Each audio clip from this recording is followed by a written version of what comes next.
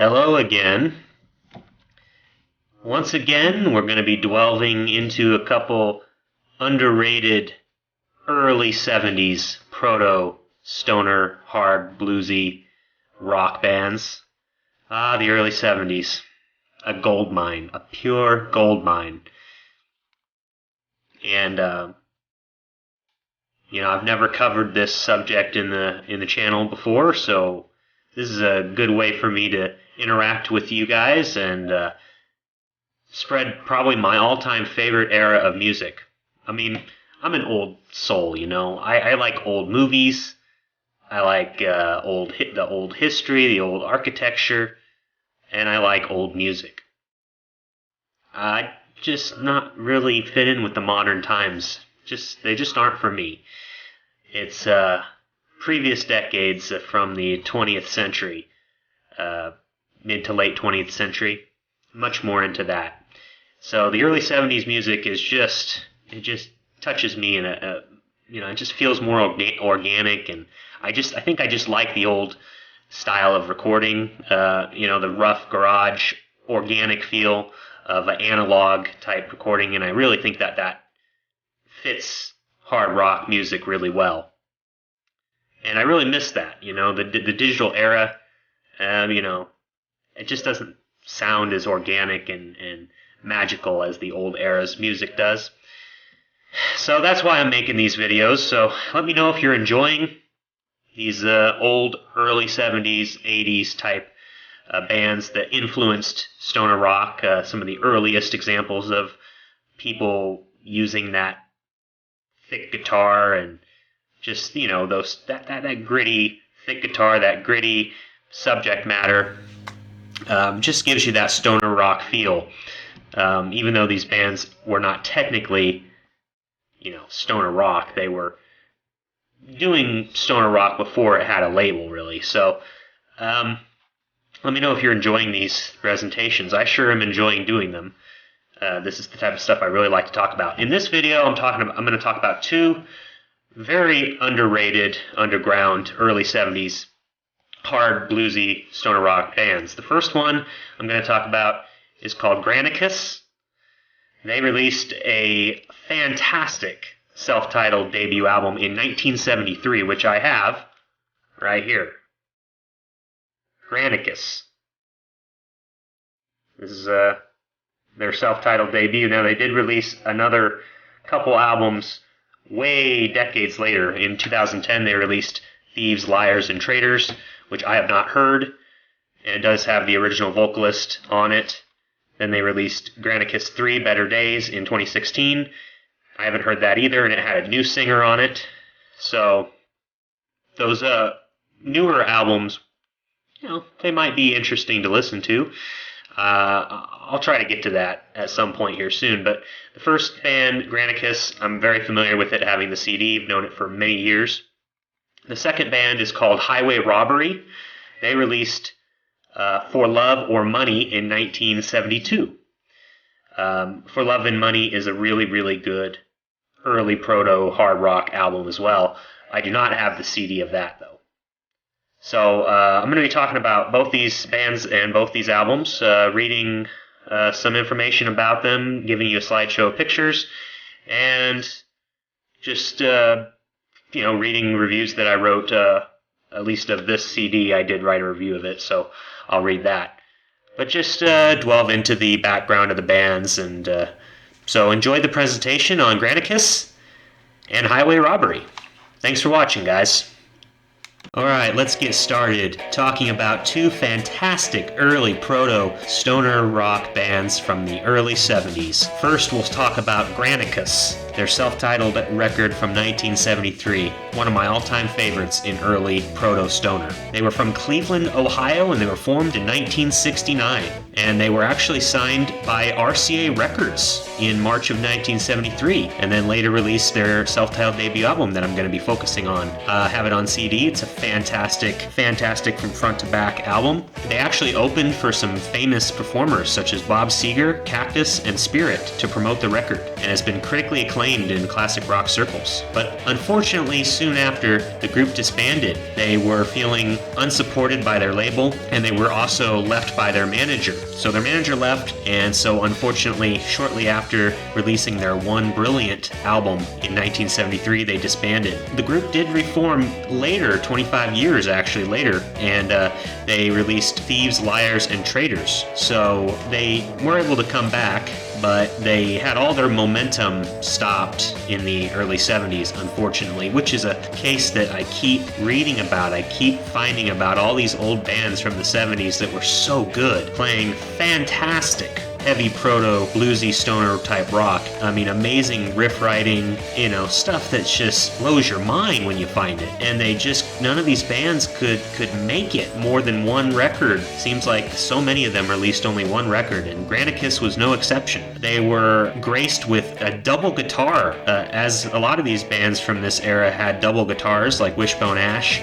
These guys had a double guitar attack as well, and their double guitar attack was Wayne Anderson and Alan Pinnell. Then they also had an amazing singer named Woody Leffel. Woody Leffel just went absolutely crazy on vocals. His voice had such amazing range, a very high range delivery, such as singers like Robert Plant and Geddy Lee and Ian Gillan had. So he was in some really good company in terms of his range. When you hear him on this record, he's quite spectacular. Very talented lead singer. And the dual guitar playing, it's a thing of beauty. If you're into guitar playing, which I know you are, being a fan of this channel, boy, Granicus has it in spades. The album kicks off with You're in America, and it's kind of a political type of song, talking about colonization and arrogant attitudes of Westerners and stuff like that. And it's balls to the walls. They start the album off with two balls to the walls, really big rockers, You're in America and Bad Talk. Both get the album started with a huge bang. But then they go and they soften it up with Twilight and Prayer. Now, Prayer, track 4, is my all-time favorite song pretty much of the early 70s when it comes to a long, drawn-out anthem, slow build type of song. Think Stairway to Heaven, basically. These guys did on Prayer, they pretty much topped Stairway to Heaven. I mean, I would rather hear Prayer by Granicus than Stairway to Heaven, 9 times out of 10. Prayer is an 11-minute epic. It's just a gorgeous track. Powerful, emotional, one of those classic once-in-a-lifetime anthems. Anchors the middle part of this album. So if you only have time to listen to one song from Granicus, look up Prayer. If you are not convinced of the talent and potential of this group from that song, there's no convincing you. The album continues with Cleveland, Ohio, which of course is their town where they hail from. It's a really great track. Nightmare is another long track with 8.5 minutes, and Paradise closes the album with another 7-minute song, another anthem type song. They have like 3 anthems on this album, 3 really lengthy tracks, and Paradise has some fantastic riffs on it. They just were a very emotional band. They just made these songs that were just soul-crushing type of songs that just move you. I don't think modern music moves you, not nearly as much as older music moves you. I mean, I'm just not moved by the newer stuff as much as when I listen to these old songs like this, like Prayer, So I'm going to go ahead and read my review that I wrote of this album in my Facebook group. Alright, it says Granicus was an American hard rock band formed in 1969 in Cleveland, Ohio. This self-titled debut album was released in 1973, and they split up soon after, but they reunited decades later. This brilliant lost proto-metal gem is an absolute must-have if you can track it down. I found it on eBay and snatched it up. The album can be heard in full on YouTube and featured in my Roots of Stoner Doom playlist. It's a brilliant mix of heavy blues rock, progressive rock, psychedelic rock, and heavy metal. This is paired with paint-peeling vocals with the rasp and intensity of Robert Plant. This was one of just many classic Midwestern heavy psych records recorded at the time. Who here knows this one? If not, go listen now. My favorite tracks are Bad Talk, Prayer, Cleveland, Ohio, and Paradise. That was written in September of 2020, so I've had this album for quite a while. I had it for years before that, so I've had it for at least 5 years. So go listen to Granicus. Check those guys out right now. Now, the second band I'm going to be discussing is called Highway Robbery, another band from America. I can find very little information about this band. This is an extremely underground band, even more so than Granicus. but they also were signed to RCA Records just like Granicus, and they released their one and only album in 1972 called For Love or Money. They were a thunderous band with bluesy, heavy Black Sabbath-inspired riffs. The album For Love and Money, I do have that downloaded, but I've never been able to find a physical copy of that album. This band was so short-lived. They were just one of those bands that never caught on, but they have found a cult following in the recent decades here, and For Love or Money is finally starting to get recognition, much-deserved recognition. The album is quite good. It's only 8 songs and a half hour long. It's one of those that's right to the point, as a lot of these early 70s records were. Very few of them were bloated. Most of these records were, at that tight 30-35 minute range, which is kind of cool. It doesn't leave much time for filler, as some of the modern music can kind of get and overstay its welcome. Some of those albums get a little overbloated. Not so much in the 70s. I do particularly like the first half of the album. The first 4 songs are probably the best songs on the album. Mystery Rider, the opening track, probably the most famous Highway Robbery song,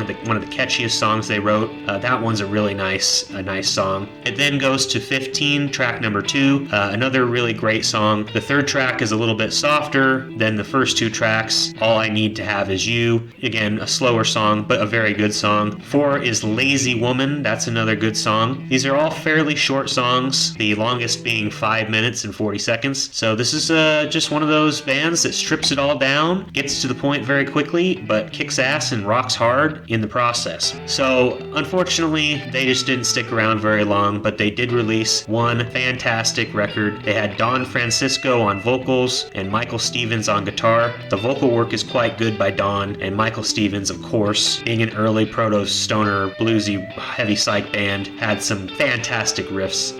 The attitude and the grittiness and the garage feel, the organic feel of the recording, you just can't beat these early 70s records, and For Love or Money is no exception. So please check out Highway Robbery's For Love or Money. That's going to do it for this video. I hope these bands are exciting and new for you, and I hope it gives you some new stuff to enjoy in this very difficult time we live in. Music is one of those things that you can still use to escape and feel better in a very uncertain and stressful time that we live in. So I want to try to make people's lives a little bit better, and music's a good escape. So thanks for listening, and I'll talk to you soon. Doom on!